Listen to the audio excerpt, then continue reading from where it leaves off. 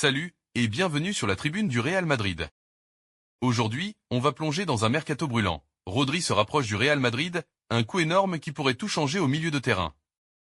On parlera aussi du plan du club pour cibler Vitinha en 2026, du dossier explosif autour de Donnarumma et de la stratégie du Real pour bloquer le PSG sur Rodrigo. Mais avant de continuer la vidéo, n'oubliez pas de vous abonner et d'aimer la vidéo pour soutenir la chaîne. Le marché des transferts estival 2025 du Real Madrid a commencé à toute vitesse. Très rapidement après la fin de la saison dernière, les Merengues ont mis la main sur Trent Alexander-Arnold, arrivé, presque, gratuitement en provenance de Liverpool.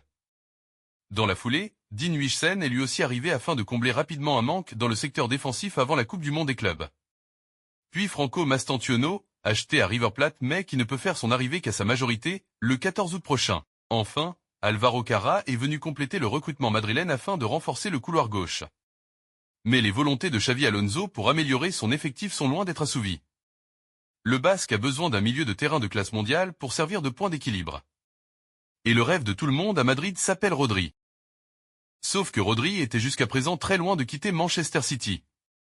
Les Citizens ne veulent pas perdre le ballon d'or 2024. Et même s'il est en proie à des blessures régulières, une qui l'a éloigné des terrains toute la saison dernière, une autre qui décale son retour en Premier League au mois de septembre, la direction Citizen lui a offert un nouveau contrat.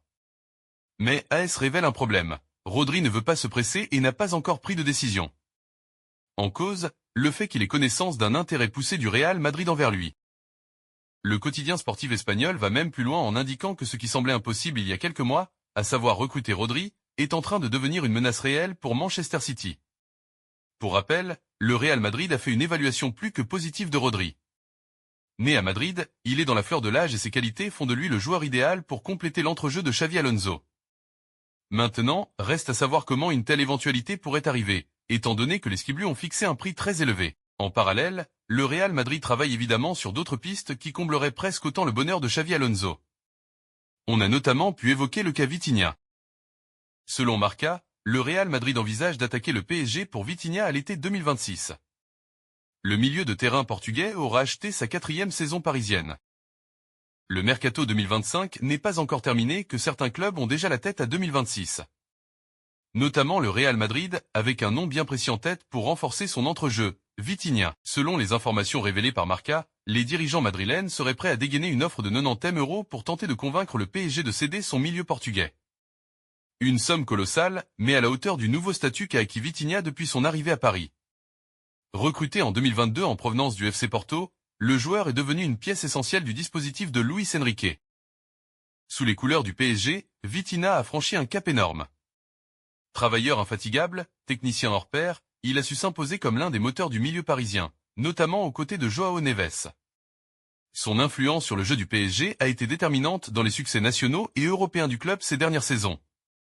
À l'été 2026, le Portugais entamera sa 4e saison à Paris, ce qui pourrait correspondre à la fin d'un cycle.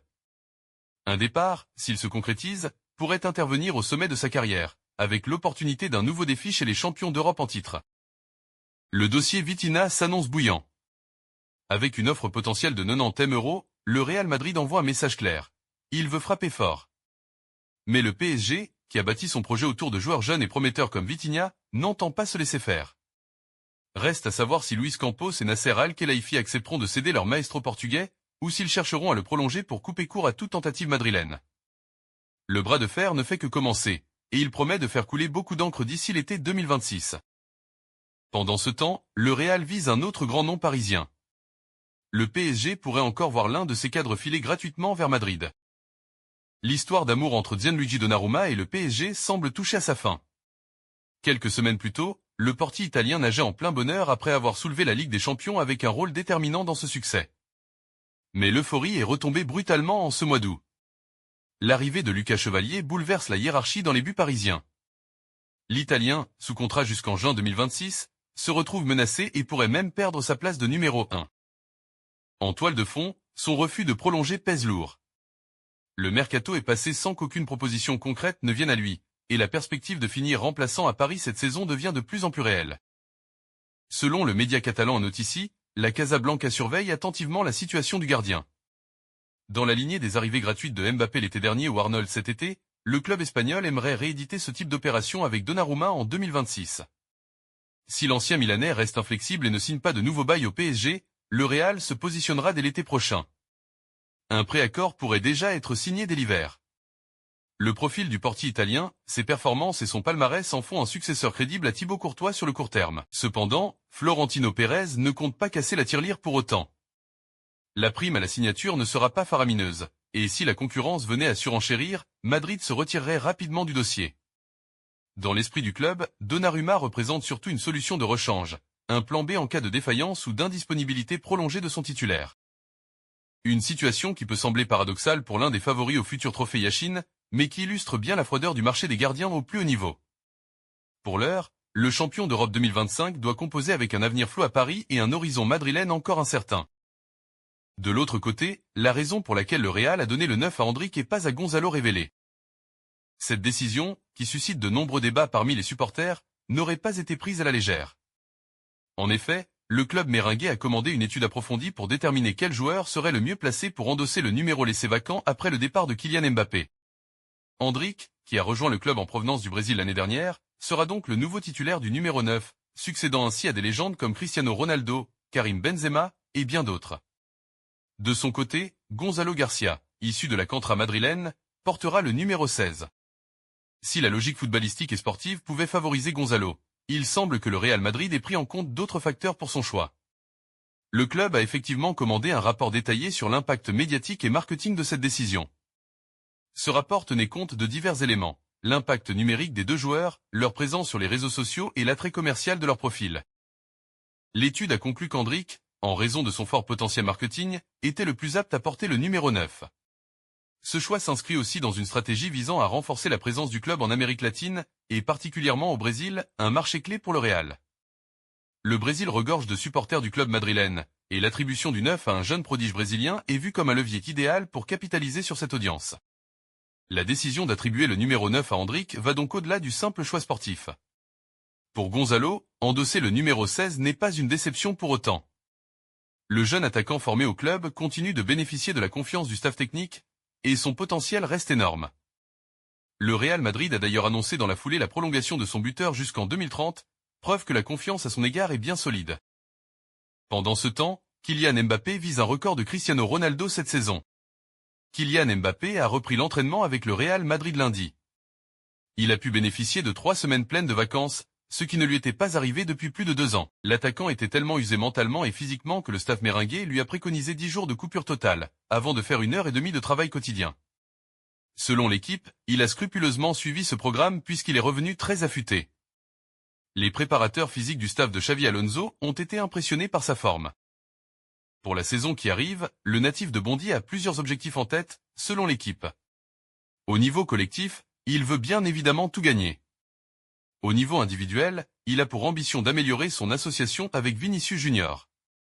Et surtout de conserver sa couronne de Pichichi, lui qui a inscrit 31 buts en 34 matchs de Liga avec le Real Madrid, 46 toutes compétitions confondues, ce qui lui a permis d'être sacré soulier d'or. Et mine de rien, ce sera un sacré exploit car aucun méringué n'y est parvenu depuis Cristiano Ronaldo en 2014 et 2015. Pour l'aider à atteindre cet objectif, Xavi Alonso l'a désigné tireur de pénalty pour la saison à venir. Ce qui devrait grandement l'aider à au moins atteindre son total de buts de la saison dernière, le Real Madrid étant, avec le FC Barcelone, l'une des équipes se voyant accorder le plus de pénalty en Liga. Poussé vers la sortie, Rodrigo est dans le viseur du PSG. Mais le Real Madrid ne veut faire aucun cadeau aux dirigeants parisiens. Le dossier Rodrigo a de quoi donner un sacré mal de crâne. Après une fin de saison très délicate passée sur le banc du Real Madrid, le Brésilien était annoncé dès le début de l'été sur le départ. Mais après de premières discussions avec Xavi Alonso, il a retrouvé de l'ambition et s'est dit prêt à repartir sur de meilleures bases. Sauf qu'entre-temps, la direction a trouvé l'idée de le vendre plutôt bonne. Il permettrait de grandement renflouer les caisses, à l'heure où l'entraîneur basque a besoin de nouvelles recrues à des postes clés. Toutefois, le mois d'août est désormais bien entamé et le dossier n'a pas évolué. Les prétendants ne se dépêchent pas pour offrir une somme conséquente au meringue pour Rodrigo. À ce jour, Liverpool et le PSG sont les deux clubs qui semblent le plus enclins à faire une offre. Mais il y a un mais. Florentino Pérez ne considère pas de la même manière Liverpool et le PSG. Les tensions sont toujours vives entre Madrid et Paris depuis le feuilleton Kylian Mbappé.